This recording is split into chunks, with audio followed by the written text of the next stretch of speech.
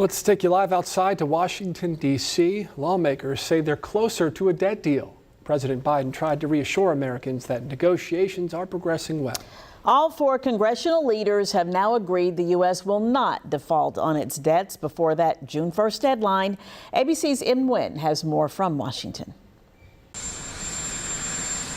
With the debt limit deadline just 2 weeks away, President Biden says he's confident in traveling to the G7 summit in Japan because bipartisan teams are working hard to strike a deal in time to avert a U.S. government default. This negotiation is about the outlines of what the budget will look like, not about whether or not we're going to, in fact, pay our debts. Speaker Kevin McCarthy still has his doubts. The only question is whether we have a Biden default or not. It's the president himself. Joined by dozens of House and Senate Republicans, McCarthy touted how the House GOP has already passed a bill to raise the debt ceiling and cut government spending and are now waiting on the Senate and White House to act.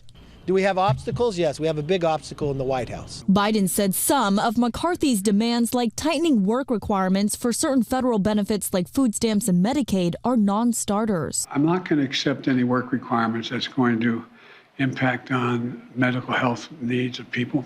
But it's possible there could be a few others, but not anything of any consequence. Treasury Secretary Janet Yellen has repeatedly warned that Congress not paying the nation's bills could lead to a global economic catastrophe. President Biden is cutting his overseas trip short to be back at the White House Sunday for more debt talks if needed, but adds while he's away this week, he'll stay in close contact with the negotiating team. Em Nguyen, ABC News, Washington.